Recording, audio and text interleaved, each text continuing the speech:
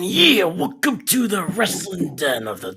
You guys are the Wrestling Den is on. I am your host, as always, Macho Man Ricky Savage. And with me is my co-host, Nikolai Jerka.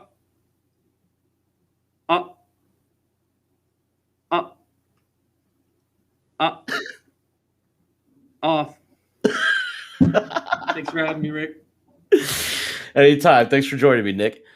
So I guess we'll get right into it. If you guys want, you don't want to miss all the action. We are live every Thursday. Please go follow us on Facebook at the Wrestling Den, on Twitter at Wrestling Den TM.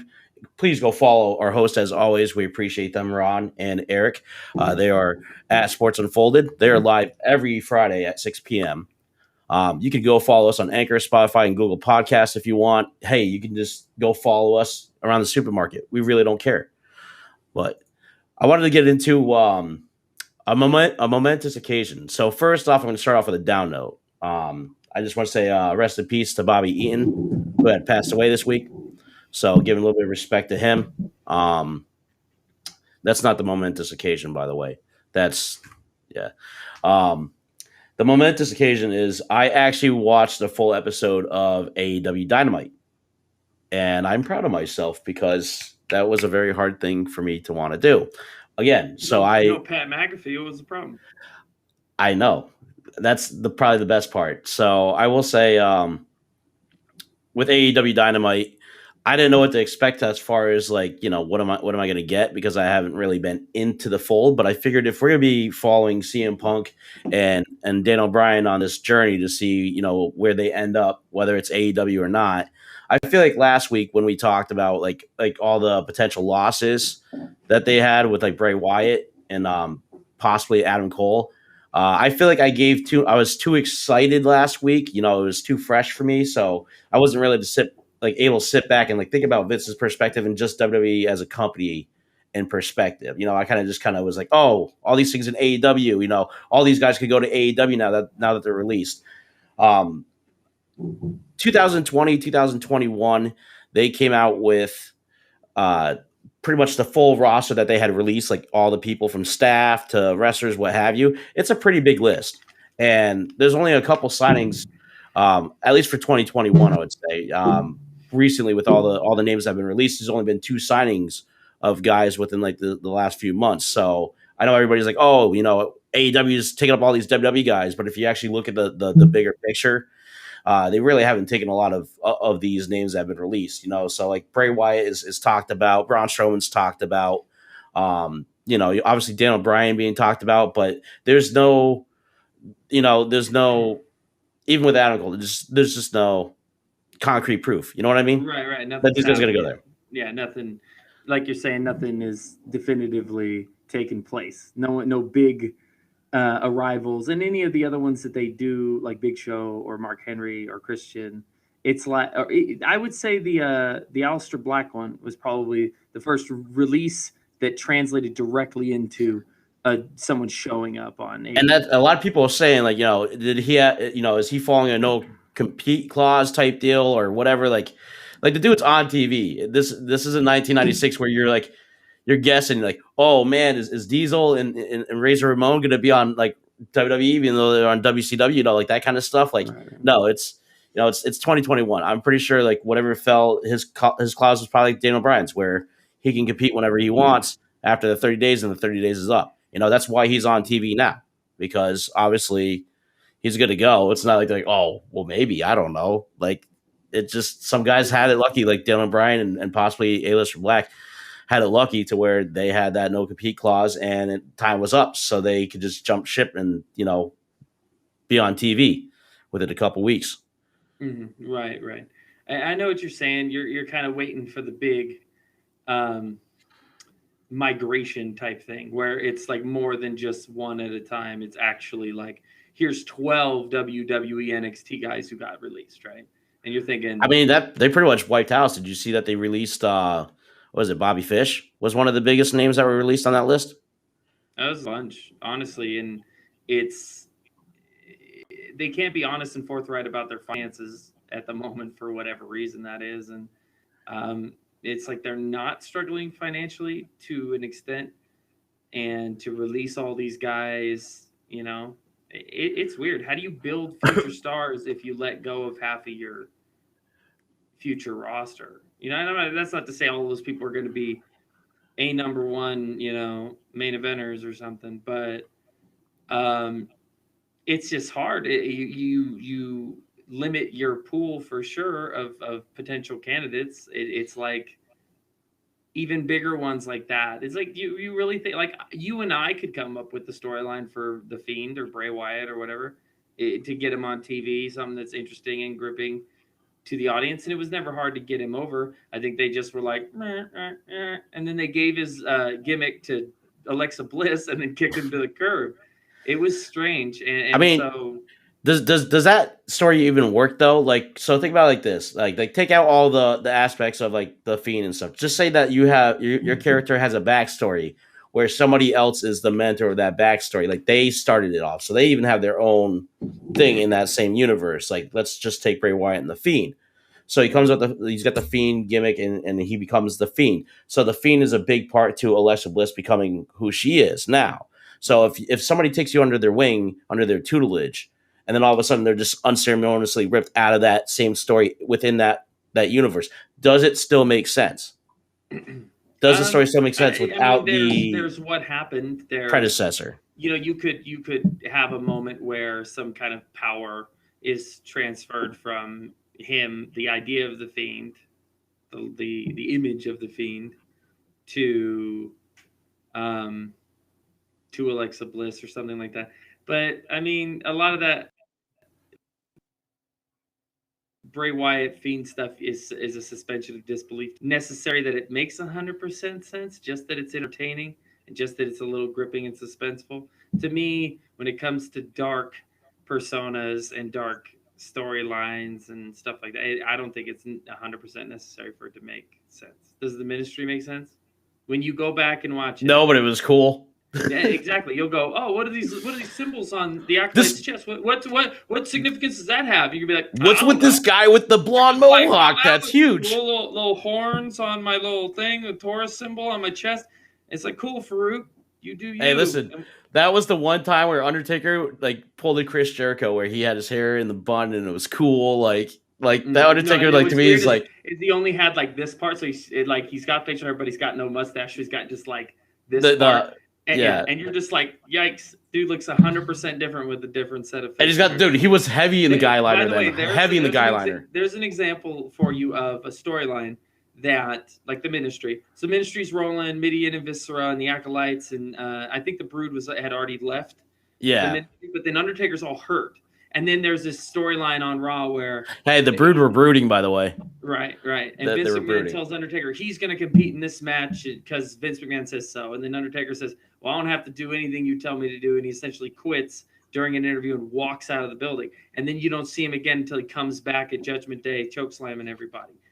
So what's weird is like when Undertaker left during that storyline, the Ministry, they just dissolved it. Everyone just went and did their own thing. Viscera and Midian were still like together. The Acolytes obviously turned into the APA and stuff like that, but like for the driving force behind his cult, his congregation to just leave, they were like, well, guess that storyline's over. Like, like there's no way to continue it. And you don't want to do it like the NWO thing that they do later in the early 2000s where it's Hogan and Nash and Scott Hall, and then Hogan leaves because he's too big of a baby face, and then it's Hall and Nash, and then they bring in X-Pac.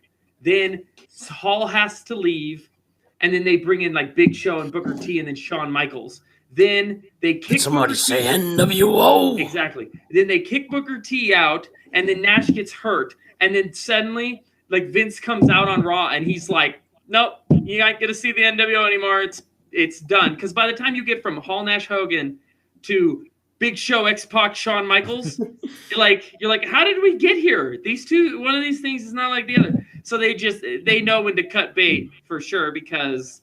Well, X-Pac made sense because of the NWO and WCW, but like even Big Show to an extent. But Shawn Michaels, hey, I like Shawn Michaels, dude. Booker T, that was a big thing that was they couldn't figure out if they wanted it to be old WCW guys or X-Click guys. Do you want to do Nash? They kind of like just kind of squished it together, dude. Just like made this whatever. And by the time it was all said and done, Hogan's like having world title shots against Triple H, right? And Hogan's made it. Nash is hurt, and Hall's, they essentially just fired him because of his substance abuse issues. And so by then you're just like, well, that was a train wreck. There was nothing they could have done about it, obviously. I think in terms of what's going on now, like a lot of people are just gonna the easy thing to do is just to point the finger at who's responsible, and that's saying Vince McMahon. That? You don't mean this finger? No. Is that a swear jar if I flip you off? I don't know. All right, anyways. So, knock it off. Don't you get me started in this floor. Okay, so I think people are going to point the finger at Vince McMahon. Okay. And they're going to blame him, right? That's the first guy that they're going to do is they're going to blame Vince McMahon. And they're going to be like, "Oh, Vince is releasing all these guys. It's Vince's fault." And it's like, to me, I know that Vince has a heavy hand on things, like, he's steering the wheel type deal. But also at the same time, at his age, I think he's also a little bit reluctant to trust his son-in-law. Well, you know what I mean? That's the thing. Like they're saying in the it is Vince's fault. Yes. No. When you're the captain of the ship, you like you said, you're steering the ship into stormy waters or calm waters. Like, okay, seriously, like. So I think Vince isn't necessarily 100% in charge. By the way, hey, China, thank you for joining us. Every decision that gets made, I think, because he's the guy who gets the lion's share of the credit when things are good. Like Vince is a billionaire, he's a genius, he's a like all these things. But when on the opposite, does he get that though? Does he get that?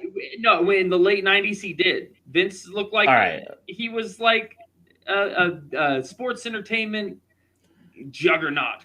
Colossus, like it was insane. So now when you mess things up and release guys you shouldn't, or cut bait on some of these dudes, and the numbers are down and ratings are down, guess whose fault it is? Vince's. So and you can say, okay, it is Vince's fault. There's obviously going to be other people to blame. There's going to be people in talent relations, like our good friend Johnny Ace, or people power. No, seriously, it's gonna be his fault. That impression was like bar none, dude. Oh, did I nail it? Okay. Oh, it's better than my Macho Man impression. Jeez. Right. Ooh yeah. Ooh yeah. I just think that Triple H even. What's weird is it feels like there's push and pull in like this inner conflict with the WWE sometimes. It's like here's Triple H building up these stars, building up these guys on NXT, getting them a small following, and then they put them on Raw or SmackDown and bury them. And Triple H is over here just like, what am I supposed to do? I handed you guys these guys stars in the making, and then they're like, well, I don't know. Like they look at a Keith Lee, or they looking at, and that's why some of them stay or go back to NXT, like Finn Balor and stuff. It's like when you get on Raw, you get on SmackDown, there's this weird. It's a different philosophy up there, and all of a sudden you blend in with the crowd, and it's like this big fish, small pond. Yeah, but they're not even like what they used to be. Like Raw and SmackDown used to mean something, and like maybe some people still see something in that, but it's kind of like was it 205 Live? Why is that still going? Like who's even watching that? Wow. There's like that 1%. Okay, don't get me wrong. If you're watching it, I'm not taking a shot at you. I'm just taking a shot at the fact that 205 Live exists. But like, if you're talking about casual fans that are watching, they're not going to want to break it up from already having watched 2 shows. It's like when I spit out a mouthful saying, "Go follow me here, go follow me here." By the end of it, you're just so tired, from what was just given to you. So it's like Raw and SmackDown being the way that they are. If those shows were like bar none right now, and they were competing at their like all cylinders, I think 205 Live is something that people would watch. Are you saying like you're talking about oversaturation in general? Yes, oversaturation, absolutely. Like too many shows, dude. You can't have it both ways, though. So there's oversaturation because you have a bloated roster. You got to have these guys; they have to have somewhere to go. And that's why you got to cut it at the waistline. No, and then you cut it back. You cut it back, and everyone goes, "What the WWE? What are they doing? They're firing all these people." And you're like, "Okay." So obviously, there's a restructuring going on. Obviously, maybe with oversaturation, like back in the Attitude Era, you could have 2 shows a week and then have heat then have a pay-per-view. But also look at your roster too and how many people are in it. I think WWE's roster now, they have more guys because they give more opportunities now. You're talking they reach out overseas, like whereas like you'd get like Chono or somebody or Ultimate Dragon for example, and picking them up from WCW. What I'm saying is you have a bigger roster now. So now you got to fill that roster. So my thing is, what if they're planning to cut 205 Live? Because they're talking about like the restructuring, right? Mm-hmm. So what if they cut 205 Live? But you love all these guys on 205 Live. If Akira Tozawa gets fired or whatever his name is, like somebody's going to lose their shit on the internet and be like, what the hell? He's such a great worker. So unfortunately, all these next bleedings that they've just done, all these cuts on next, what if it's for NXT cutting these guys because they got to put these guys somewhere? Because what if they cut 205 Live? They got to take these guys that you would be more upset over and put them somewhere where you can still watch them, and probably on actually something that has exposure. The best thing that's going for them is NXT. Well, here's what to add to your point, a couple of things. One, that I think them restructuring things and making cutbacks is actually progress. It seems like a step back most of the time, but a consolidation of your talent and a consolidation of your assets in this instance is not always a bad thing. And so everyone criticizes bloated roster, oversaturation, or whatever it might be. Then when they make those moves, I think it's a good thing that they're doing this to an extent. No one likes it when people lose their jobs, but I think there's quite possibly that consolidation is going to lead to some kind of prosperous period of time going in the future here. Now, bigger not meaning better. To your point earlier about, they could pull this off back then, and they can't pull it off now because the talent's not the same. Well, the other part of it was there was more places for people to go back in the 90s as well. Steve Austin didn't become Stone Cold Steve Austin until he came to the WWF. However, he became Steve Austin, and he molded Stunning his craft. Steve Austin. Right. But what I'm saying is he was perfecting his craft on his way to the dance, and then when he got there, he could blow up into that next thing because his in-ring work and his mic work was spot on. And the same thing goes when they would bring in people like you got Eddie and Chris Jericho and Benoit and Saturn and Malenko and stuff, because they were in ring making a name for themselves in WCW. But even before that, in Japan and Mexico, and they just went and did these things. And then you see those guys now, they either like stay indie, they stay where they're at, they get brought in to mostly AEW. You'll end up seeing like luchadors on AEW and more pure wrestling technicians and things like that. Guys who were in TNA like Christopher Daniels and like Kazarian and stuff. That's where they ended up. And with WWE, that's not to say that they don't do that too, but oftentimes they're like trying to create talents out of the performance center and stuff like that. For every Adam Cole they bring in who made a name on the indies, they're trying to bring someone up through their system as well. And that's not to say it doesn't work. It's just the talent pool is diluted. And then when the product is not as gripping as before, there's a systematic and a fundamental error here in the way the circle of life for these wrestlers and these characters and stuff. And none of them get to shine through as individuals because of the scripted nature of the shows and things like that. There just isn't any, like if you think if The Rock was scripted and Austin was scripted back in the day, that they wouldn't be as good. They wouldn't be as good because I mean, it'd still be good, but they're like, that's the thing. When you find that electricity, that charisma inside yourself, like, hey, this is the character I'm going to be rolling with. Like how Stone Cold portrays himself versus how The Rock portrays himself. Two completely different characters, but somehow meet in the middle, and they make that perfect combination. That's why that was like that, once in a lifetime opportunity that happened. Yeah, two once in a generation wrestlers. Two once in a yes. And it's just like, boom, there it is. And they just have the best chemistry. So it's like, you got to put these guys together. Honestly, I look at like AEW and I see like everything else and where everybody's coming from is like, the one person that I'm just surprised didn't end up in AEW and just never, landed was besides TNA, and that's Alex Shelley. Like you're talking about my favorite current modern wrestler. Like yours would probably be like CM Punk. Mine would also be, but you would know that I'm more of an Alex Shelley. Like Alex Shelley, if you put him in front of all these other guys that came from Ring of Honor, all these other guys that came from the Indies, and you want to put like that in a list and put Alex Shelley in it, like I'm going to choose him first because to me, that guy he learned from Scott D'Amore. Which when I watched AEW, like now Scott D'Amore is like on a higher up totem pole of TNA, like Impact, like working the. So it's Not like it's just crazy. the Team Canada manager, right? Yeah, and he trained Alex Shelley, so like, he's got that wrestling mind, and you would think with Scott D'Amore, like you don't see him as the type of guy to teach those kind of moves to Alex Shelley, but that is the wrestling mind that trained Alex Shelley. So to see Alex Shelley, and then you see guys like Matt Seidel and guys like Johnny Gargano, and I think there's one more guy too that was it? His first name is Chris. He's doing indies, but like everybody else would know him. He's got blonde hair. He wrestled at like a water park. But if I can remember his name, all these guys like basically kind of like learn from Alex Shelley, and like Alex Shelley pretty much sees him as like a younger brother. Like if you look at Matt Sydal, dude, he kind of looks like Alex Shelley, which is scary.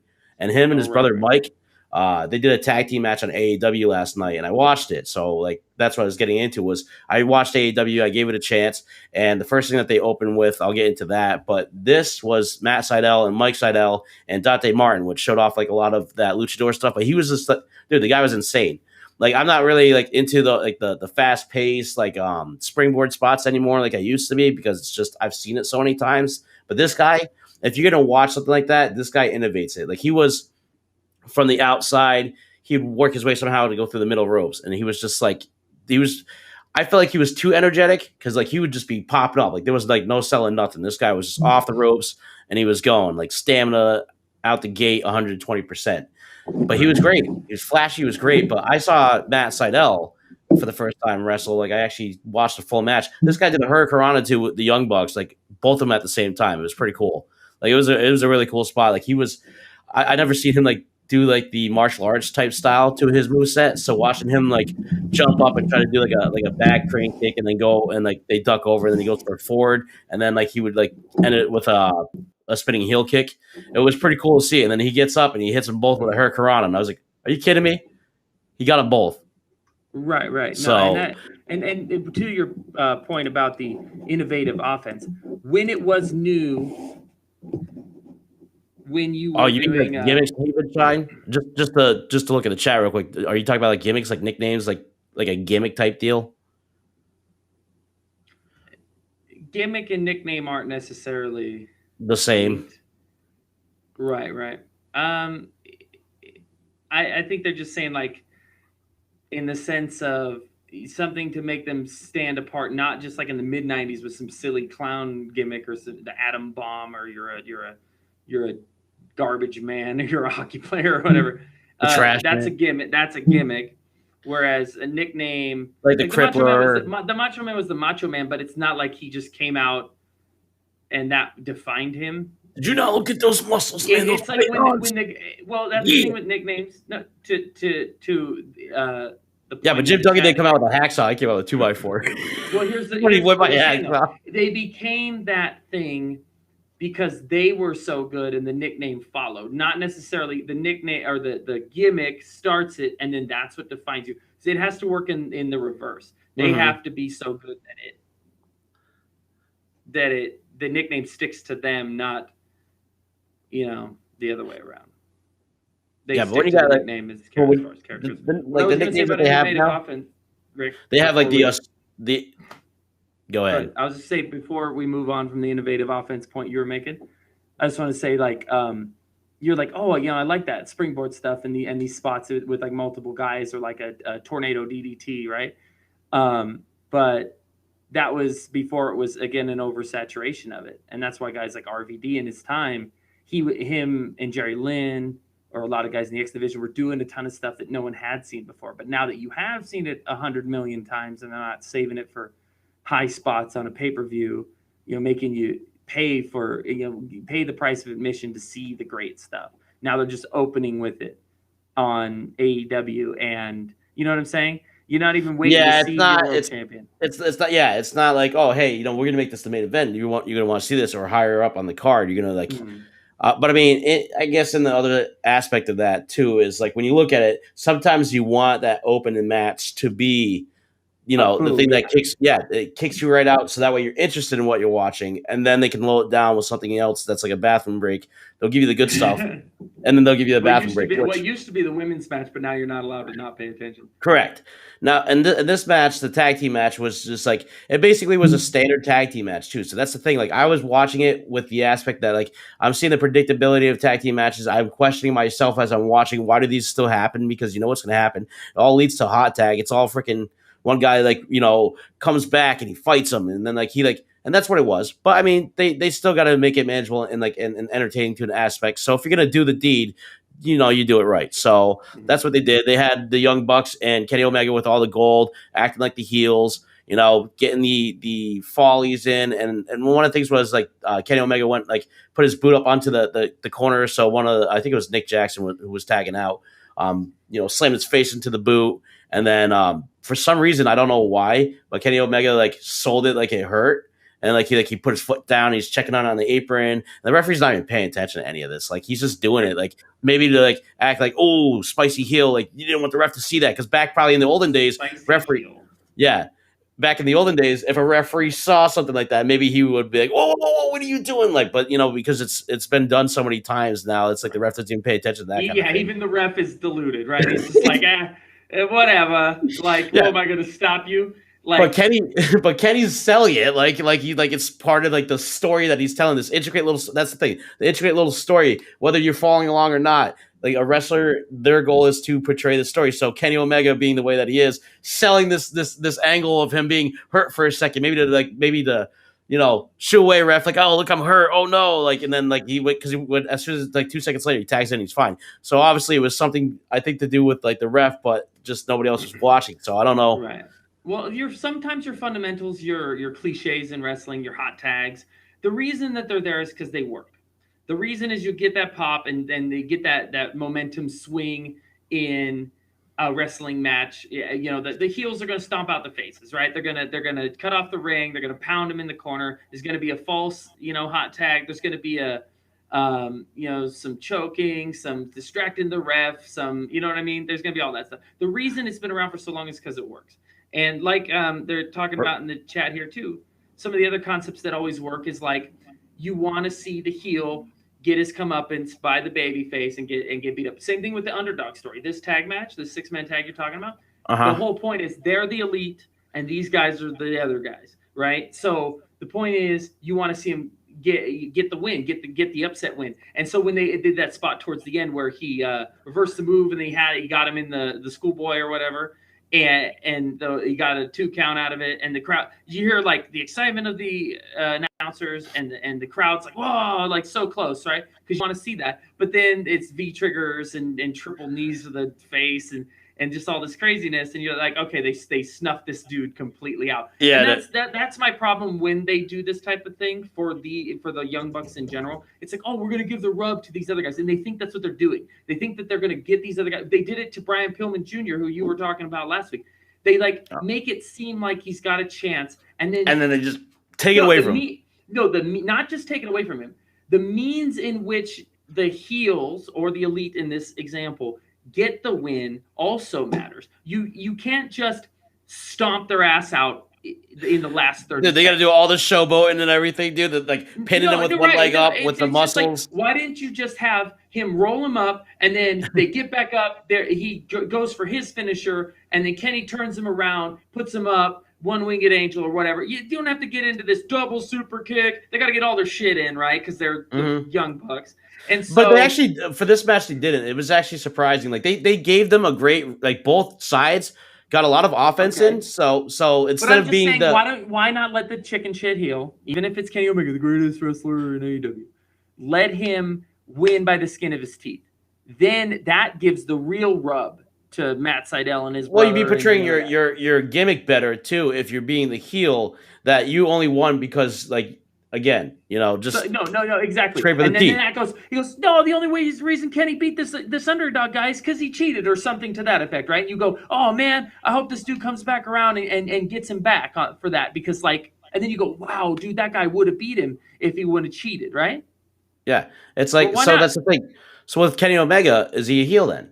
I mean, like don't get me wrong, he Cody has the Rhodes mannerisms says, of a heel, but he doesn't really do like 69 me done, right? No, no, my whole thing is Cody Rhodes tries to claim that there is no faces or heels, everything's gray and everything. That's life. Okay, life is a gray area. That's how we live our lives. Why would we want to watch our wrestling that way? We want clear defined heels and faces. To the point in the chat too. Let there be a Russian that comes in front of the people that people hate. And then you want that guy to get beat. Well, that's Miro. So Miro, who is Rusev, is the TNT champion right now, and that's kind of what he's doing. He's actually gotten back to this because AEW brought him on, and then they started like treating him like a joke. And then all of a sudden, I remember they were talking about how he came out. He was like in a Mickey Mouse T-shirt, and like he was not translating to a Bulgarian brute or a force to be reckoned with. He was being the same joke he was in WWE. What was that? I said, oh, yeah, come out in a Mickey Mouse T-shirt, look like a joke, dude. No, you can't. You can't do that unless you're Chris Jericho. Chris Jericho's the only guy in the world, I swear to you, can come out looking like Lenny Kravitz with the huge scarf, and then he just gets over anyways because you respect it. But he didn't come out looking like that to begin with. Is all I'm saying. He, as time went on, he went, oh, well, I'm just gonna feather my hair. I'm gonna wear a scarf. My jacket's gonna light up, and I'm gonna look like a total tool. However, he's Chris Jericho, so you got to give him credit where credit was due. Absolutely, and there was a storyline with like oh man, Earl Hebner used to do that all the time. Like when he pushed Triple H down that one time when Triple H got in his face and he pushed him down, he told him to suck it. Like, I think Earl Hebner was probably like one of the most infamous refs because he was the one who first started giving pushback. I just saw this comment in the chat about like a storyline where a ref gets tired of getting pushed around, so he hits the gym and comes back and starts. That's what I'm talking about. that'd be fantastic, but you'd have to get the right ref. It can't be what was it, Garrett Bischoff or whatever. Oh my god, dude, Garrett Bischoff, dude, I forgot he was a thing, man. That's sad. Right, but I'm saying the light-up jacket. Garrett Bischoff was as heavy-handed had Jericho not already established himself as like Y2J and the Ayatollah of not Coca-Cola back then. How'd you know?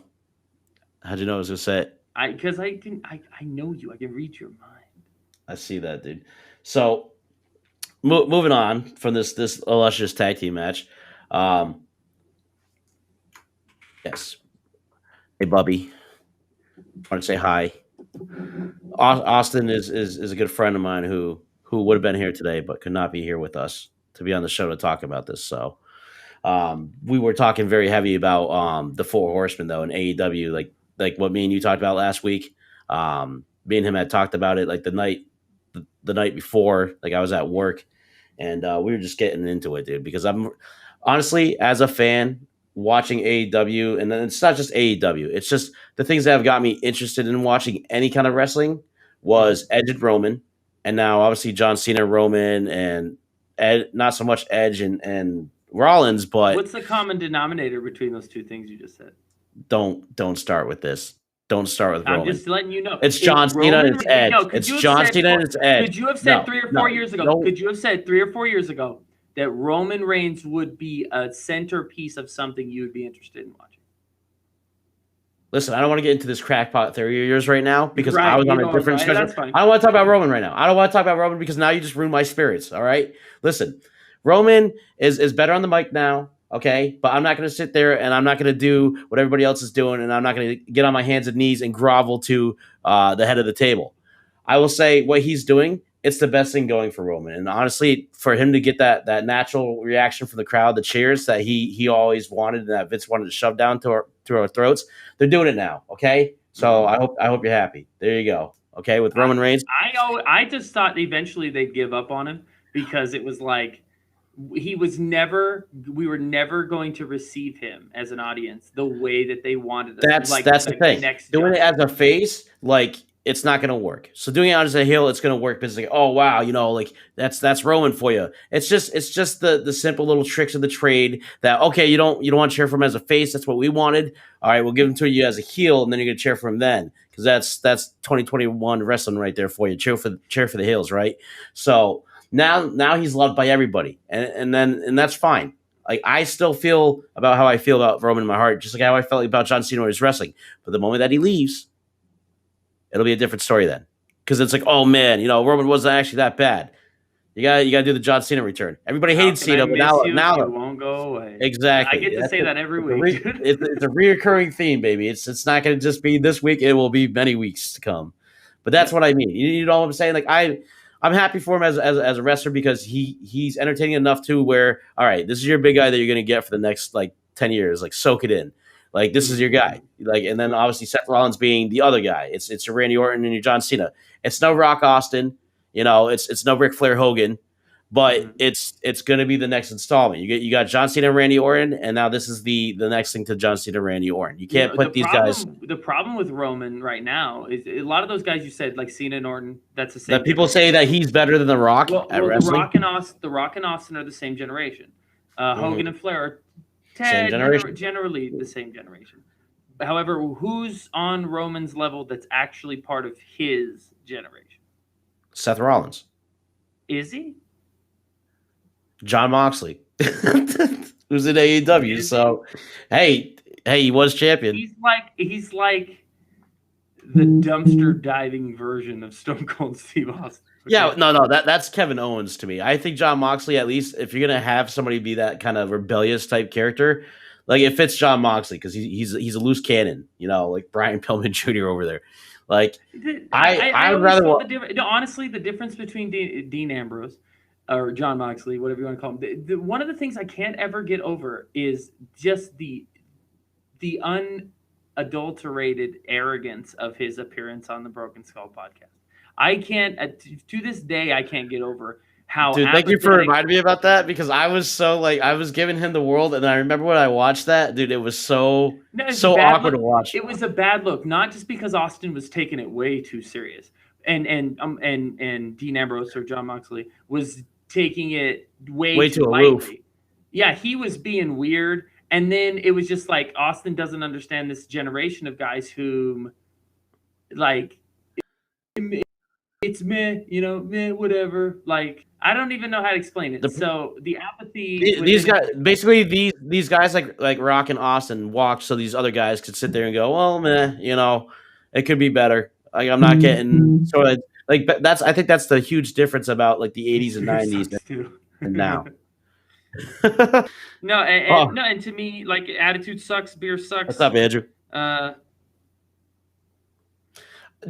What I was getting at though is the fact that these guys like they would give anything just to be on TV for a minute. Even like Chris Jericho said himself, on the Broken Skull. Like when you get that airtime, whether it's 20 seconds, 10 seconds, 2 minutes, whatever, like you take advantage of it because they're trusting you with that time on TV. So that means something, whether or not. So I think that's the thing with the gratefulness that I've been talking about with wrestlers. It's just that there's an ungrateful like chip on the shoulder that you get where it's like, oh, well, I could have been WWE champion by now and I haven't been. Like obviously if it's still for you and it's a couple of years and you're not happy where you're at, but you're willing to say take a pay cut from a big company that will put you on once a month on TV, let alone, or you just go back to the indies and you wrestle for whatever amount of money that you're going to make there. Like at that point, is it passion that you're wrestling for, or is it the money?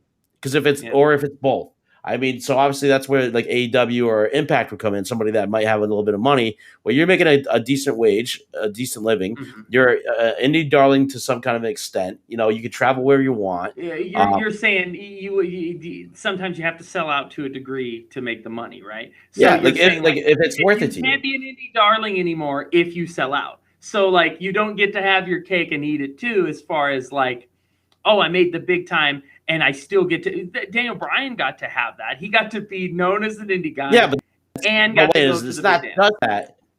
Yeah, but I'm not saying it's just like one of saying guys back then would have given anything just for 2 minutes on the WCW time. Like guys like the cruiserweights that wanted to be part of the main roster just for 2 seconds before the NW would take over. Like that's the thing. People were fighting. They lawn dart him into the side of the production truck. Or whatever. A la Rey Mysterio. Like that's what I mean. Like these guys. Back in the 90s and the 80s, you give them a microphone for even just, hey, you got 10 seconds before we go to commercial break. Just trying to get something in. Like you're gonna shoot for the stars, right? That's the only thing you're gonna do, like, probably for a month. Worth it. Now it's like a guy could be on like Raw or SmackDown, show him like once a month on like Saturday Night Main Event or whatever, and it's just like he's there and he's collecting a paycheck. You know, some guys are grateful for that. That they're there collecting that paycheck because it's a mighty fine paycheck just for that one appearance on Saturday Night Main Event. Like some guys complain, but if you think about it, like yeah, it'd be nice to have that glory and that fame where like, oh man, I'm a main character on the show. But sometimes it's also good to sit back and be like, hey, I'm getting paid to just be this B-rated guy, and I really don't have to try. Right. And no, and if it were, if you're comfortable in your spot. However, these roster shakeups would really let you know maybe you can't get too comfortable and get too content. Maybe you need to set yourself apart before you get let go, kind of thing. So hold on.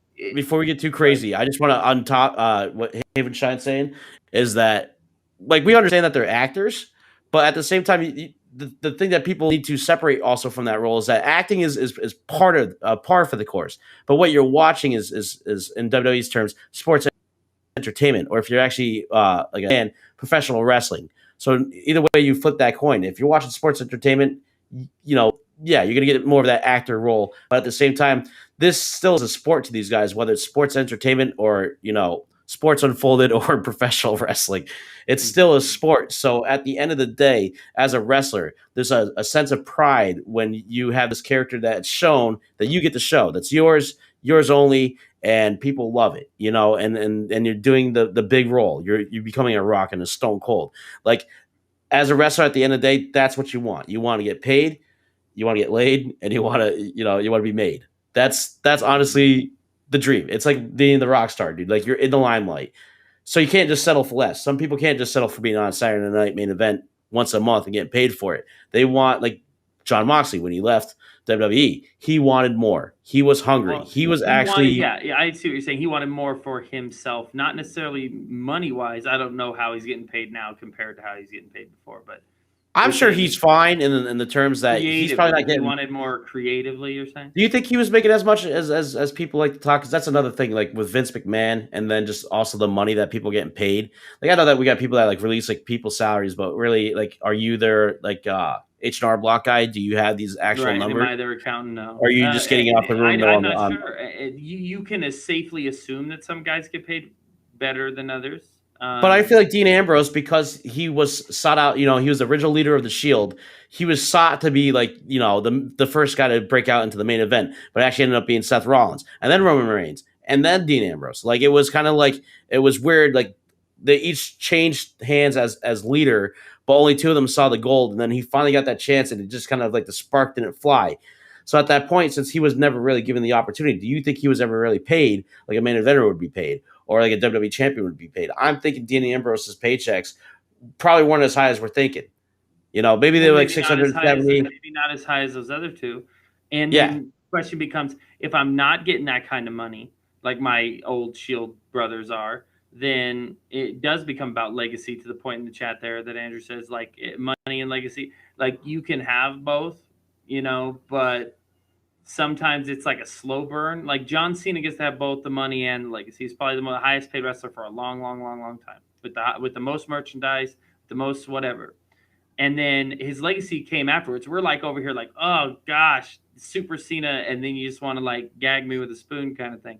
However, we were just talking recently about how now he's come back, and all we can really do is like respect the journey and respect him for who he is. Like, because now that he was gone and we saw what the alternative was, or what the next generation of wrestlers had to show, it's kind of like, well, I kind of missed how the John Cena thing was. Cena sucks. Well, gotta get the Cena sucks chance in. Right, that's right. Let's go Cena. But Cena sucked in Suicide Squad. That's the other part. Some people liked him as a peacemaker, but apparently not a lot of people liked him as a peacemaker. I just to our point earlier about oversaturation and too much TV time, I think that Vince came out and had this quote about like, oh, they're picking up our talent. Maybe we should give them some more of them or whatever, right? He said this in an interview. And then right afterwards is when they released those other 12 or 13 guys or whatever. And it was very strange how he said it. And then maybe there's something he knows that AEW doesn't, as far as like, sure, go ahead, pay all these guys, bring them in and see what happens. Like as far But as again, oversaturation that's goes. definitely coming around the mountain with that, because like that's what I'm talking about with Vince, as far as like the wrestling mind that he has. Like people sit here and will be the first to point fingers at him, but it's just like Vince does things for a reason. He just doesn't do it just because. Like if he's cutting guys, maybe the money could go better into the product that we're watching, because that's the thing. There's so much oversaturation inside the walls. Like WWE, to me, you know, I see a lot more of that being shown as they're fighting within themselves, because they have all this stuff. There's all this inner turmoil. So they're fighting with themselves. They don't fight with AEW, TNA, and all these other guys. Right, They right. Their don't struggles play within, both. yeah. Yeah, Yeah. within. So it's like, so as far as these guys who maybe somebody on the totem pole that's a little bit higher right now is a little upset because they're not getting paid as well as they probably should be. So maybe they're ruffling some feathers, and then it's kind of like there's a whole bunch of things that can go into that. So to the point in the chat here about The Rock ruining the Fast and Furious and Jumanji and stuff like that. So they can ruin these things. And Cena can be in Suicide Squad and not be known as a great actor, which was our topic in week 2 or 3 or whatever it was. But wrestlers and movies, right? So here's the deal with that. There was a Michael Caine, and Michael Caine's a pretty famous actor, right? Mhm. Michael Caine said, what do you say to people who were very critical of your performance in Jaws 2? And Michael Caine said, I can't remember what my performance was in Jaws 2. He says, I can't remember any of the reviews of Jaws 2. What he does remember is the house that Jaws 2 paid for. He remembers in vivid detail the house that he lives in that Jaws 2 paid for. And that, to this point, is sometimes when you're in Hollywood and you're doing this thing and we're going to do the Jungle Cruise movie and we're going to do Rampage and we're going to do all this stuff. Sometimes it really is about the money in that aspect. As far as legacy goes, if you want to be a great actor, Bryan Cranston, if you want to be, or Robert De Niro, Al Pacino, if you go further back and stuff like that, it's like, if you're going to be a great actor, be a great actor and be known for those great performances. If you're going to be in these B-movie family romp flicks, getting paid, like I'm sure that The Rock put in as much effort as was necessary to get paid the amount of money that he needed to get paid, and to put that in his account and provide for his family. Sometimes it's like, and we sit here and we say, oh, well, that was kind of crappy. And unfortunately, our summer blockbuster movies aren't as good as they used to be. But maybe it was Jaws 4.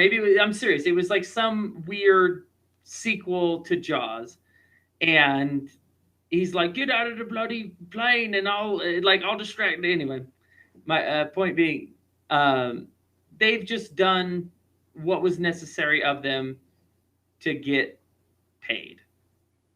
And that really is all it is about. And if kids go and see Jumanji, or whoever's watching Jumanji, I don't know who the target audience for that is.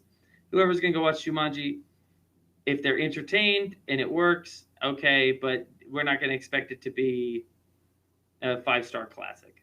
Most kids' movies don't get the Teenage Mutant Ninja Turtles treatment, where it's like a good movie when you revisit it later as well, not just something you loved as a kid. So you get to look at it with nostalgia glasses, like Space Jam, which isn't a great movie, the first one even. But you get to watch it with this nostalgia, and you get to go, oh, that's great. And I remember seeing this in the theater when I was a kid, kind of thing. And it's tongue-in-cheek, and it's corny, but you laugh anyway, because... And then the soundtrack kicks ass for Space Jam, so what more can you ask for? So at least if Jumanji's soundtrack kicked ass, then maybe it would have been received better. Truth be told, we have now divulged so far from the point that, Rick, go ahead, take it away. Oh, you want me to take it away now? I was letting you have your spotlight, man. No, don't. I was talking in one big circle there. I was just telling you. My point being, when it comes to that, guys get paid and they don't care about their movies. Like, yeah, there it is. Yeah, they care about the money. They don't care about the movies. They care about the money, dude. The Rock could be like, "Hey, we're gonna put you in the live Care Bears movie, dude. If you pay me $15 million, dude, I can be in whatever movie you want me to be." Like that, dude. He's just like, you give me $50 million, dude, I will be Grumpy Bear. You give me about $20 million, dude, I will be Lionheart. Bears movie, dude. Like, yeah. Like it doesn't matter. Dude. Money talks and people walk, dude. Like, and then The Rock of all people knows he can twist that role around. One of the most weirdest things ever is like this guy still has that charisma to be able to just like take on a role like the Care Bears and make it work. Dude, you would watch it. You would watch it just because The Rock is in it. Like, even if he's a Care Bear, dude. Maybe. I haven't watched a Rock movie. You're telling me that in my lifetime that I've had to watch the movie Cats, the worst movie ever made, that I wouldn't give a Care Bears Rock live action movie a chance? I would. I would over the Cats 9 times out of 10. He was a Tooth Fairy. No, and Vin Diesel was a babysitter, wasn't he? The pacifier. Okay, I'm just saying, like, you make decisions in this life, and then you drive cars out of planes and parachute into whatever is happening in the Fast and Furious movies nowadays. You know what's not happening right now?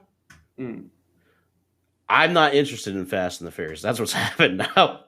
Right, yeah. I don't think I've ever actually sat through one of those movies, so I don't know. Not even like the first three. Okay, first couple were okay or something. I've never seen any of them. That's because so real quick, since this is not a wrestling conversation, we're gonna keep it nice and short and sweet. Fast and the Furious, the first one and the second one were actually about guys racing cars, dude, and being a part of that lifestyle. Like, it was about the Need for Speed Underground, but like real life. And it's like, it was cool because of like Limp Bizkit and all these edgy artists that were like around that time when the first like 2 came out. And then they came out with Tokyo Drift, and it's like, oh man, okay, this is kind of still whatever. It's all right. Like, all right, cool. Tokyo Drift has nothing to do with the main cast, but it's chill. And then all of a sudden, like okay, after that, who cares? And then it's like people like they kind of fell off. It was like watching the wreck that is known as the Transformers. Like, it just started going off into they just starting to pump out numbers now. And it's like, you tell me something that you remember from Fast and Furious 4. Because if you can, dude, I'm telling you right now, this title that's on the line every week, dude, right here. Right here, dude. If you can remember one scene out of Fast and Furious 4, good luck. I'm telling you right now. Which one that is? Tokyo Drift's the third one, right? Yeah, and at that time, it was not really an official. It was kind of like a sequel, but not like a main sequel to it. I know that Vin Diesel probably went, do anything for my family. And he did some mumble growls and this and that, what have you. And then, like, I don't even know when abouts, like, Paul Walker died and stuff. And I've been sitting it was like around Fast 5. I've been sitting here listening to your point. 5. I know we're not even remotely close to talking. I do want to say something to you. I was sitting here considering telling you this very inappropriate Paul Walker joke that I heard. If you're at all interested in hearing it. Go for it. Okay, so if we get canceled, by the way, this is his opinion, not mine. Okay, just hold on. This is his opinion, not mine. No, dude. This is a bit. I gotta be as PC about it as I can. The joke goes, what's the difference between my computer and Paul Walker?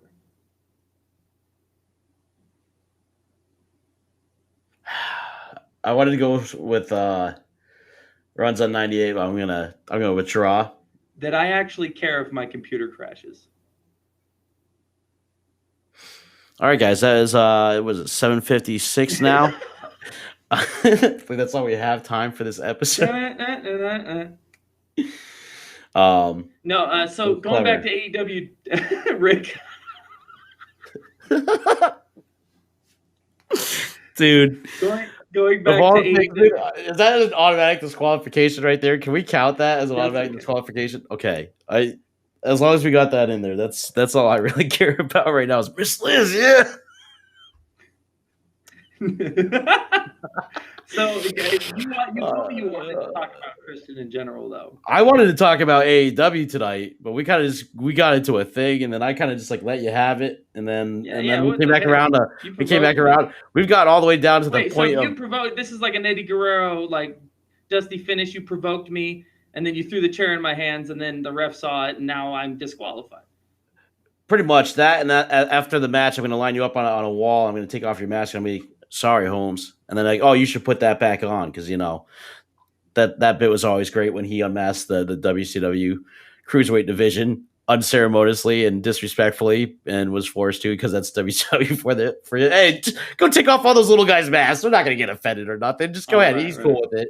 Yeah, that little guy with the horns over there, Toro Del Toro, whatever his name is. Just go ahead, take it off. Who cares, right? Like the guy. Look at him. He's like 5'2". Really? Like, oh, dude. Belongs to the streets. Yeah, he does. That man is a legend in his own right. But no, AEW was honestly it started off with MJ. Wow, we finally got to the start off of the show. That's awesome. MJF it was eating an apple and talking to Chris Jericho about the labors of Jericho and running that talking that good shit, running his mouth. I'm allowed to say that because this guy's already taken it too far. So I get my one swear jar in for the day. I'll put my 25 cents in later, but MJF's eating he takes a bite out of an apple and he takes another bite out of the apple. And basically he's just talking trash on Jericho about how the big guy behind him is going to handle his business, but he's all MJF. So who cares about the big guy in the back? I'm MJF. Like, listen to me. I got an apple. And people just wonder if he was doing this to be obnoxious because he'd like take a bite and then he'd start talking with his mouth full over that dish and like, I'm a heel. And then it's like, or was he? The guy's a bad guy when he's got an apple. Like, that's how it works in 80s movies and obviously in AEW. So yeah, he's got the apple, and some guys peel it. They just peel it. They're not even eating. They're just peeling it. Like Casey Jones and TMNT, dude, because he's so cool. He's just sitting there and he takes a bite after it. Well, he's not a heel then. He's just. Nah, dude, he was kind of a heel at the beginning there when he shoved her down and like he held her down like with the sword, like when he was chopping the sword and chopping the food up for her, and like he sits her down and he gives her like the massage, like he's all forceful about it, and she's like no, and she does that. Yeah, Casey Jones, that was a heel move, dude. He sat her right down and was like, listen, you're going to get this massage. And then she just gave in. That's Casey Jones for TMNT. If I had to say anything, that dude's a heel. Regardless. Okay. Regardless. But then they do the double turn with him and whoever else, right? Yeah, but that's just because it's lovable Casey, dude. He's a little forceful, but don't worry. In the third TMNT, he'll come back and go travel back in time. Well, he doesn't travel back in time. He hangs out with the cool dudes that are the samurais. He babysits the honor guard guys. Dude, you can't act like he wasn't having fun with those guys. We were talking about wrestling for a second, weren't we? So yes, MJF's probably get into what Bubby's saying. It could be preluding to Carlito. Him with the apple could be preluding to Carlito. I spit in the face of people who don't want to be cool. Carlito cool. Which would be cool to see him in AEW, but honestly, that just comes down to I feel like it's TNA 2011 all over again. Like every single guy that I see that I've already seen in WWE, when I see them go to the I don't want to say B show because I don't want to offend anybody here who is a fan of AEW. I'm a middleman, so I'm just gonna say when you're watching a newer show, they're still I don't know. Up. There's the underdog, the newcomer, the new TNA. That's the thing. People skipped over TNA when they're talking about the competition, the war. They talk about the original Monday Night Wars. They just skip over TNA so disrespectfully, and they're just like, AEW is the first thing in 20 years you've seen since the war. It's like, dude, TNA had a nice run in chance, dude, until after 2010. Like, don't cut these guys down. 2006 to 2010 was like their best years. So TNA was like definitely they were cutting in. It might not be like as crazy as WCW was with the ratings where they'd taken over, but dude, they were putting out enough content where it was like you were watching TNA and that was the thing that was exciting about it. It was like, oh, it's TNA and then you got WWE. You were comparing those two. So the fact that don't get me wrong, where TNA has fallen, I think they, you can run like send these guys underneath a mat and just kind of brush them away. But do not forget the significance of those early years of TNA. Like that was probably their best chance. And they came right out the gate, dude. Like TNA wasn't like AEW where they had these guys that like, oh, we were on WWE, we got all this money, and we got these guys from Japan over here that are like ready to go, and they're American. And you want to see them, Kenny Omega and stuff. Like the way that AEW got in, I think should be thankful because not everyone can come into the business like that. I mean, you had Jeff Jarrett and Daddy's Money, so TNA was kind of the same way, but AEW was kind of presented better to me. Like I know AEW exists. I found TNA on the Fox Sports Network. Like I found it by flipping channels and it's like, oh, what the hell is this? Jeff Hardy's on here. Jeff Jarrett's on here. Who's this guy?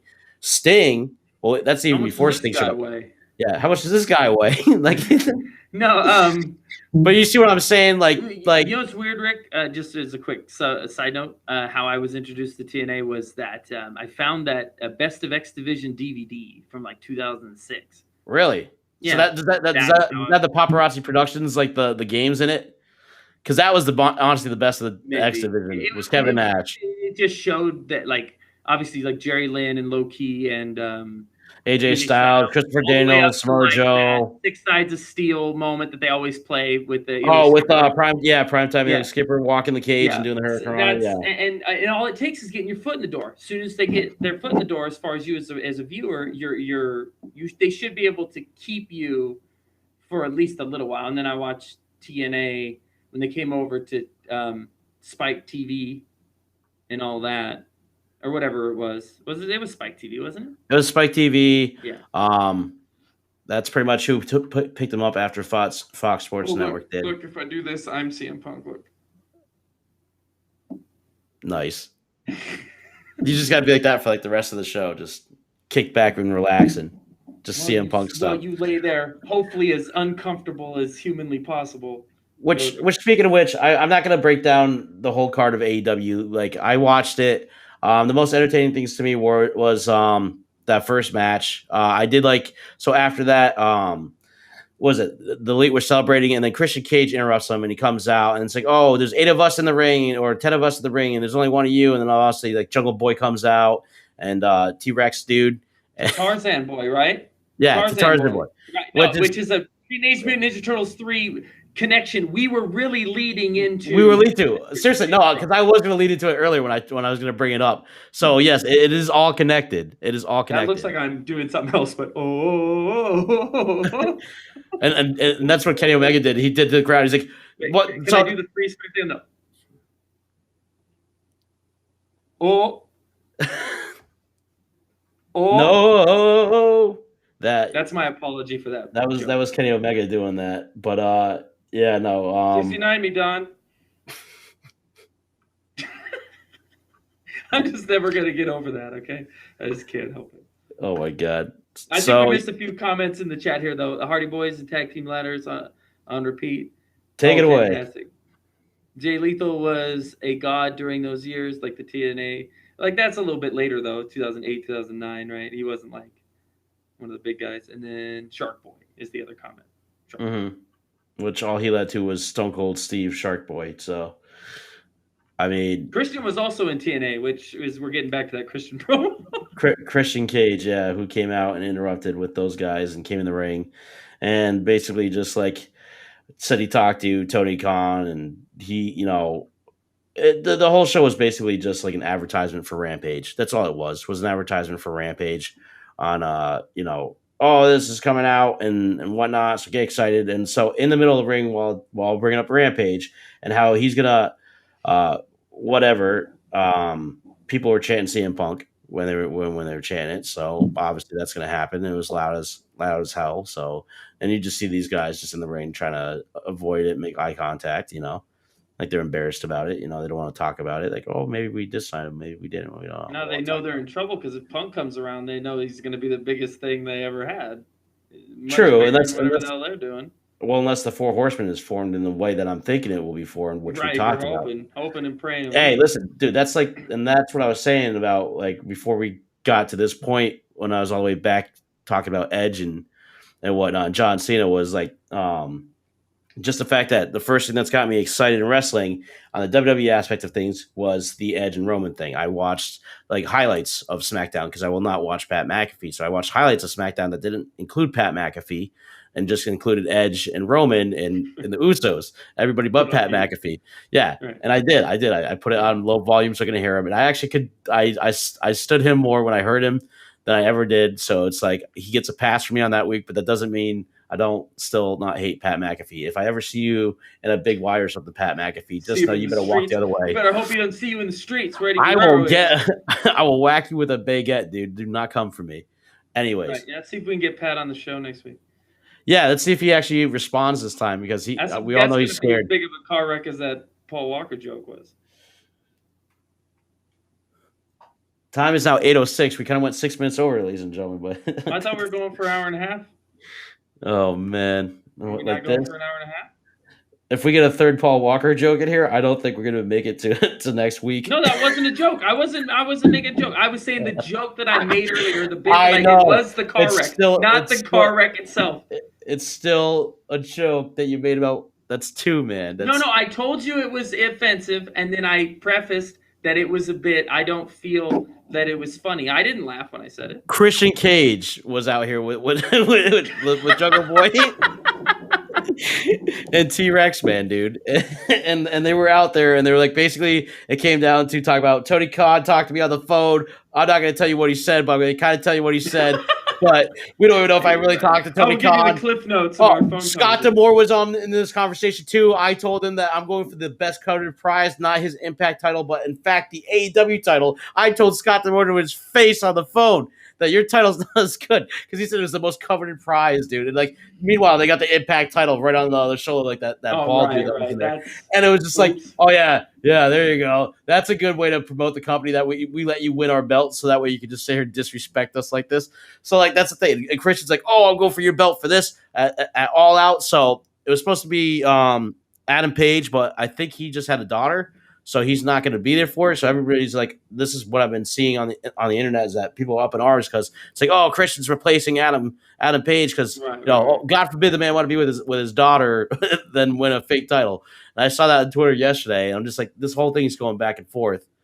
So quick poll for anyone who's still in the chat after all of that. I mean, does anyone feel that Christian is the right choice here? No, because you can't say Christian because that's a WWE guy who was never going to get an opportunity. Christian Cage, remember the TNA? Okay. Remember the TNA World Champion Christian Cage, who I think has a shot.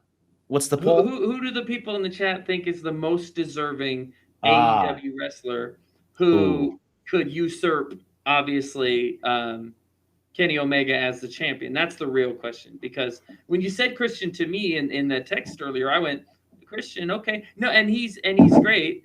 Christian Cage, for those of us who are calling him Christian Cage. My vote is for Adam Page. Because you think it should have been Adam Page. Orange Cassidy. Now, is that because is that like one of those, he's the most entertaining, or he's the one who you feel has really climbed up the ranks? And Adam Page has been telling the story for like the last 2 years, like of his career. This is what he was culminating. But Rick, they're also going to give it more time. You gotta realize you're waiting for them to pull the trigger. But if Christian Cage wins, let's just say I think Kenny's going to retain over Christian. I think Christian's just there to be because Adam Page can't do it. I think Christian's just there to do it. So that way Kenny gets a successful defense over somebody. And why not do it with Christian Cage of all people? It makes sense. A guy who can get in the ring and give you... And then it goes Christian, who just came in, that ample push where it's like, dude, he almost had it. But Kenny Omega beat him clean with the V trigger because he's a heel. Right. If Kenny Omega wins by the scruff of his neck or whatever, he'll just beat him clean. 1, 2, 3. If he does though, if it goes traditional and Kenny Omega wins via because it's good for Christian Cage because it's like he would have had him if it wasn't for this, if it wasn't for the Young Bucks and whatnot, and if the meddling kids come out and run out, that means obviously Jungle Boy and T-Rex arms are going to come out and then they're going to fight him. And it's going to lead down to where basically Christian gets distracted watching it, and maybe Kenny Omega hits him with picks him up and does the electric chair drop on him, and then that's it, like the driver pins him, whatever.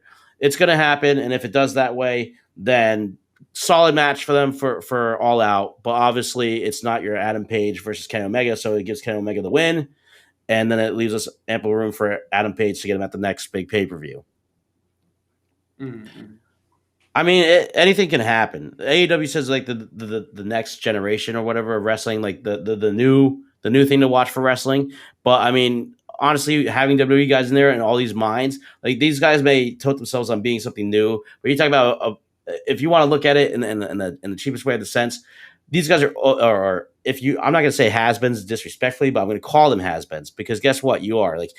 In my opinion, you're not a has-been. You're not like a shitty wrestler. You're just a has-been, as in you were in WWE. Now you're not. You were on the main show. Now you're not. You're here. You're in the indies. So make of it what you will. But WWE's been in business for like 40 years because of how they ran things. That's why they're always going to be the titan of the sport. Whether they're good or not is a different debate. They're the titan of the sport. That is the top of the pinnacle. And you have to get up to that. And nobody's ever, it's watching a guy climb up a mountain to get to where that last guy stuck the flag. TNA got pretty close, still fell off the mountain, no flag. Like, rolled all the way down. WCW, first one there, the flag was right there, right at the finish line, but unfortunately, he slipped off the flag and fell.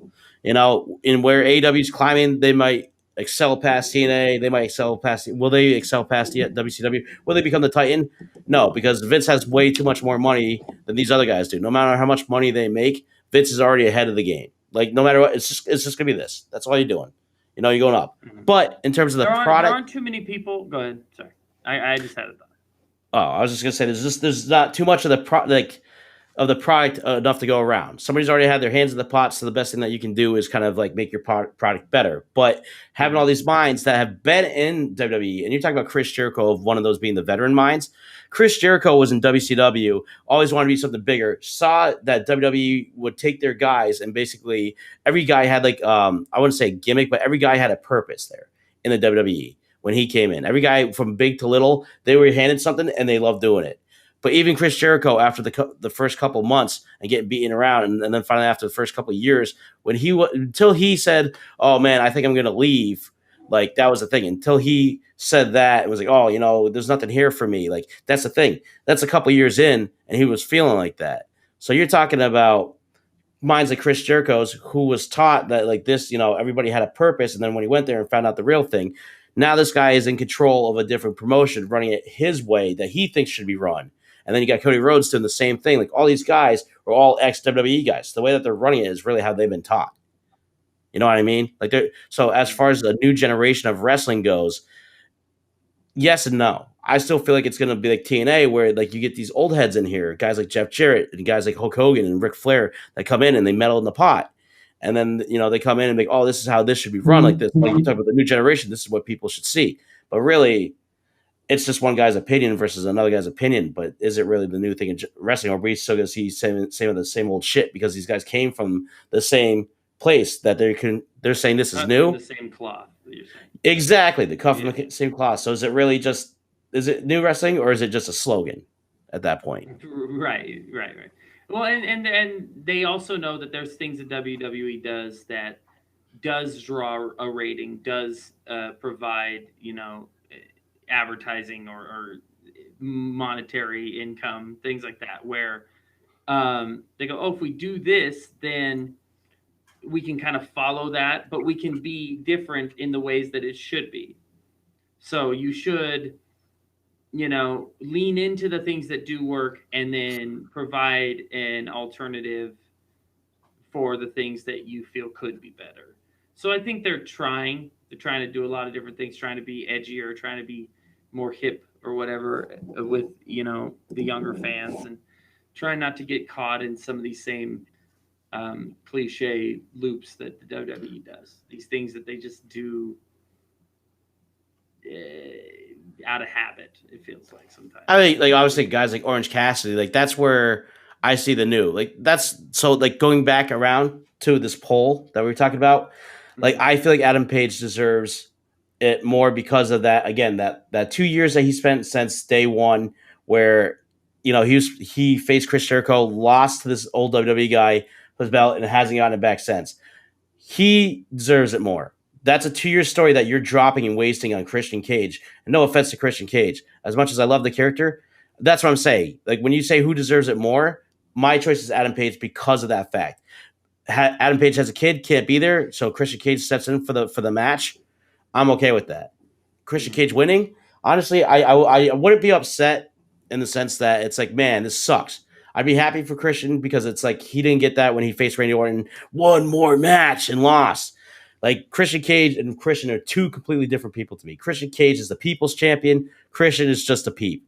Like that's it. Like he's a WWE peep, dude. He goes in there and he does the job and he takes the loss.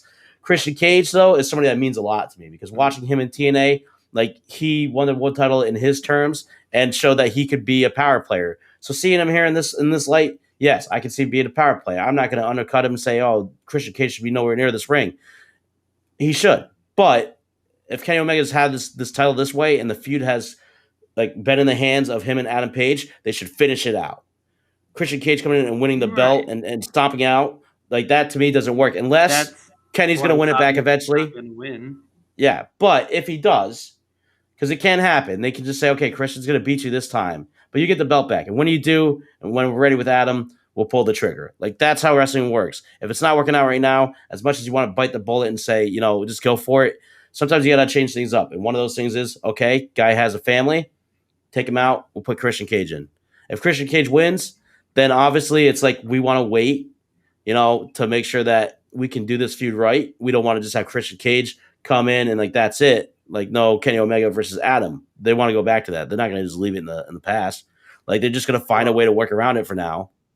Right. To answer the question in the chat too, Christian, according to Cody Rhodes, there are no faces and heels. Yeah, there's no heels that we're facing in wrestling, but he is a face. It's obvious that Christian is the face of the situation. If Kenny's the obvious heel, then that makes Christian the face. They can pretend that there are no good and bad guys all they want, but the truth of the matter is. And this match ended with so Christian's music hits, they come out, they interrupt. Christian was in the ring, they leave the ring, and when they're leaving the ring, basically Kenny Omega's left like, wait, nobody cuts me off, nobody makes me bleed my own blood, and he's just doing it like in between these takes of Christian's music playing. He's like, cut the music, stop. And then it's like, so Jungle Boy cuts the music off, and he's like, oh yeah, by the way, we had an announcement to make. And then they challenged Young Bucks to Rampage for the belts. So they're going to face the Young Bucks for the belts. And Christian challenges Johnny. I keep wanting to say Johnny Omega, dude. Kenny Omega for the Impact title. So he's going to face him on Rampage for the Impact title. If he wins that, Impact champion. And then he could face him he's going to face him for the other belt. So will he get the other belt, or will he just become Impact champion, or none? These are the stipulations right now. So have Christian win the belt, turn him heel, and set up a triple threat between Kenny, Adam, and Christian. I mean, I wouldn't do separate the belts, Well, that's kind of the thing. Like, Christian wins the Impact belt, but doesn't win the AEW title. But he's still Impact champion, so he appears on AEW. It's too that's the thing. Christian is too new into the company to just do a heel turn. Like, as much as I agree with you, Austin, because we were talking AEW earlier. As far as like a triple threat with them, as opposed to Adam Page, what is it? My triple threat feud that would come out of this was Kenny Omega, Adam Page, and Cody Rhodes. If they did a 4 horseman and Cody Rhodes would eventually turn, he would be the third side to the ring for that belt, But in this terms, Christian, Kenny, and Adam, I don't think would work as well. I think Christian's just honestly there to kind of fill the spot, and then he's going to fall off once Adam's good to go. Like, because they're going to give him a little bit of leverage, but they're not going to want to just feed this whole thing right to Christian. That's a Bret Hart move. They're not going to do that. I think Christian's going to serve his purpose in this match to prove that, I could have won it. I could have won the AEW World title, but I didn't, but I'm Impact champion, or whatever they're going to do with him. Either way, there's a purpose for him. He's going to fill a match. It's going to be a good match, but I think if they're gonna set the lights and then they're going to set the tone is they should have Kenny Omega, Adam Page, world title, and that's going to be your big match. That's your big match of the year so far.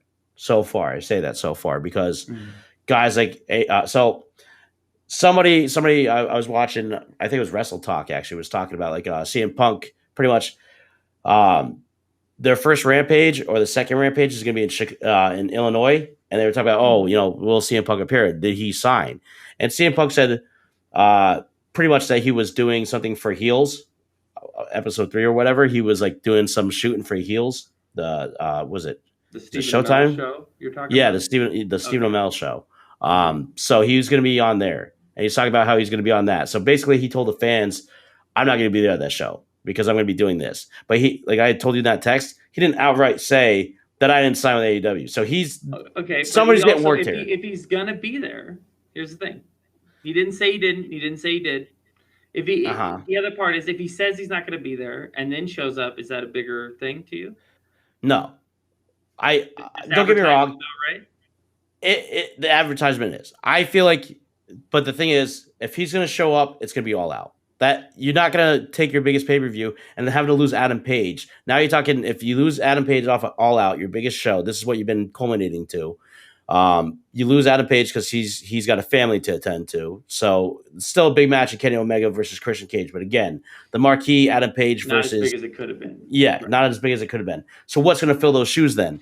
Not a match, but CM Punk is going to fill those shoes. If he has signed on the dotted line and he signed past CM and he signed on the dotted line, the only way to do it, and this is the right way for me, is to do it at All Out. To do it at one of these, Rampage's first show. Wow, this is making history for Rampage. Yeah, cool. We'll see it in 10 years down the line as a WWE. I bought out AEW. Here's in the past. Remember the first episode of Rampage when CM Punk joined type deal in the vault later on.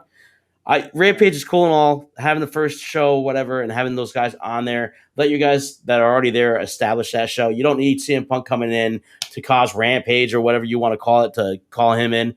Like, I think it'd be better if he doesn't show up.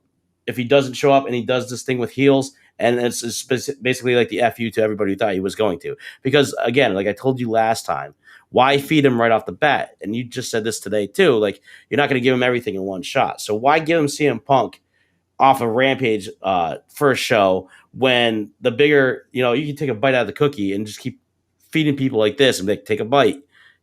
Is he signed? Is he not? Take a bite. Cookie crumbed though. It doesn't matter. Big things like the big pay-per-views, you talk about upcoming company, this is the dollar signs right here. More money is made at the pay-per-view of him showing up than money being made at Rampage of him showing up. These are just the facts, Jack. Okay, but money and legacy, we can go back to that point as well, is like, what's going to be better for the overall product, the overall story? Is it what's CM Punk coming at the biggest pay-per-view, coming back at the biggest pay-per-view for AEW is like your WrestleMania is All Out. Think about it. Think about it like that. WrestleMania. Would you rather see The Rock come back at freaking Extreme Rules or Money in the Bank? Or would you rather see him come back at WrestleMania? Win the belt. I'd rather The Rock beat Punk at Royal Rumble. So and with the belt, yeah. All right. No, not at all. I hate that. So. Yes, but that's what you see what I'm saying. What would you? Okay, tell me in your hindsight, since you're wearing a Punk shirt right now, would you rather see Punk at Rampage? Yes, I'd rather him come back in front of the crowd that deserves to see him the most. Because that pop, whether it's a surprise or not, because it's in Chicago, but All Out is in Chicago. All Out. It's like okay. Oh, I thought you said Rampage was in Chicago. No, Rampage is not in Chicago. It's like the outer skirts of whatever Chicago. Then wait. That's what I'm saying. Like the heels and come back when it matters. Like I think the whole next month basically is going to be predicated too, because once we get to September, that's when we're going to be seeing All Out. So I think it's like September 3rd and 9th. So up until then, their next few shows are going to be in the Illinois area. That's what they're doing. The surrounding areas of Illinois, that's what they're doing. They go in there, and it's like it all it is a hype train market for Punk. This whole time, you're just gonna be hearing CM Punk chants. The whole thing is like it's in Illinois. There's a lot of like when is he gonna show up? That's the thing that everybody's gonna be asking. When is he gonna show up?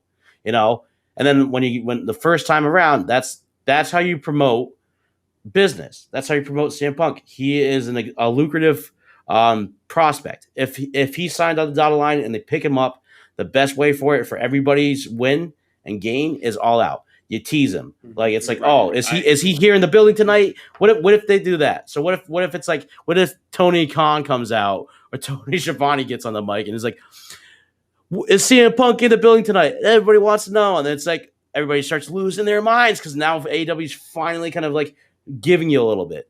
At the first time they're in Illinois, they're finally giving you a little bit, like, oh man, CM Punk, and then he doesn't show up that night, and then that's like the next like Rampage or Dynamite in Illinois, and then it's like, is he gonna show up in Dynamite? And then it's like, no, he's not here. And then it's just like when John Cena was calling out the Undertaker. You milk it for the weeks. He doesn't show. He shows up right when you least expect him, right on the pay-per-view you wanted him at, and you think it's done, it's over. He ain't coming out, and then he comes out. Mm-hmm. They need to do better promos. I think everybody across the board, wrestling in general, needs to do better. It was 7 years since Punk wrestled, right? 7 years. That's something like that. 2014, I think. Yeah. So 7 years is a long time. So why waste 7 years of that? If Punk is going to get back in a ring again, and this is all speculation and hearsay. This is all speculation. We don't know if Punk's on board for anything. The dude could be a jilted lover. That's it. No more wrestling. And then that's the reality of the situation. That's the real concrete thing that you have right now. Which is strange to me that if Bryan Danielson and CM Punk hadn't signed, what do they have to gain by not coming out and saying, oh no, Well, WWE is actually sour of losing Bryan. Like they're sour. Like they don't care about Punk. They don't care about Punk or whatever, and they're gonna do a Mick Foley thing to him. Whether like reverse thing, WCW doing the Mick Foley and shitting on his title win. It's the opposite. WWE is just like gonna shit on the Punk thing. They don't care. Whatever. That's Punk. They don't care. But Daniel Bryan, they're saying that they cared about. Like they cared about losing Daniel Bryan because like they had things they want to do with him. Adam Cole, again, Adam Cole has never been to the main roster. You think Triple H is just gonna let that card slide? Like everybody's talking Adam Cole would probably go AEW. I don't see it. I know I was excited about it, and I was talking about all the what ifs and whatever a couple weeks back about Adam Cole. But the case in point is Triple H put so much into Adam Cole that he's just not going to let him go on NXT. He wants him on the main roster. That's why like the Undisputed Era broke up. It's one of the key like the key reasons why they're not together is because Adam Cole is meant to come up, and when he does, he's going to be a big player. So they're not going to let this guy go and let him walk just because he wants to, or that Britt Baker is his wife. Which, speaking of which, on AEW, I don't care about Britt Baker. Anybody else that does, that's fine, whatever. To me, she's like Tessa Blanchard or whatever. Like, I don't care about her. I don't. I watched her promo tonight, and it was one of these brooding, like, slow, menacing promos, and I just didn't care. So, you know, good for Dr. Britt Baker, DMD or whatever, but I just didn't really care about what she had to say. I lost her in the first like half, just like how you guys probably got lost in the first half of this. We lost her, you know, and I just didn't care. But Adam, just because Adam Cole would want to go there to be with, you know, his wife, doesn't matter. If Triple H is going to make him a great deal, he's going to stay, and I think he's going to stay. So as far as guys being signed on AEW, I didn't really want to talk about that much this week because I just wanted to basically. As hyped as I am for the Bryan and the Punk thing, I had to ground myself this week and kind of focus on what's actually happening. So that's why I watched AEW Dynamite. Right. Focus on figure out where they're going to fit in, if anywhere. That's the exactly other part. Yeah. Mm-hmm. So even though we were really hyped, I'm sure we'll get back on the train again once, you know, in the following few weeks. Once they start getting closer to the date, something's gonna pick back up. Oh, I'm not excited for it at all. So. Do you have anything for our closing statements? I guess since we wanted to do this day in wrestling history, but we didn't quite get there. So I will say this. This is what I did want to say in closing. That we talked about Johnny Ace and Johnny Omega. Shout out to Steve. However, one John that we didn't talk about was Jonathan Coachman, whose birthday is today. And, you know, if we're going to give Shawn Michaels a shout out, we might as well give it to someone who is probably equally as important to wrestling, Jonathan Coachman, right? Oh, as the Rock's there that he got to bully around. His whipping boy, yeah. His whipping boy, yeah. So, honestly, happy birthday, Jonathan Coachman. Yeah, Coach. Enjoy your birthday. That's all I got. We appreciate you on ESPN. Sports Unfolded tomorrow at 6 p.m. I hope you guys give a shout out also to Jonathan Coachman for his birthday. You guys better be giving Jonathan Coachman his due, and we'll be pointing fingers at you next. But if you're looking to follow us, you can follow us over on Facebook at The Wrestling Den. You can go follow us on Twitter at Wrestling Den TM. Go follow our boys. They're live tomorrow at 6 p.m. at Sports Unfolded. Our hosts, as always, Ron and Eric, we thank you so much for always doing this week in and week out with us. We appreciate you guys. Don't forget to go follow at Rhode Island Broadcasting because that's what you're watching on YouTube. Don't forget to watch us on Anchor. Well, you're going to listen to us. You can't watch us there, but, you know, that's why you watch us now because we're that damn good looking. But if you don't want to watch us and see our good, nice mugs for you, then go listen to us on Anchor, Spotify, and Google Podcasts. This is the Wrestling Den. You guys are the Wrestling Den is on. We appreciate you all coming out tonight, and we'll see you next week at 7 p.m. And with that, I retire from my stand-up comedy routine. Good. Career. Because Miss Liz doesn't want to hear any more of your Paul Walker jokes. Not tonight.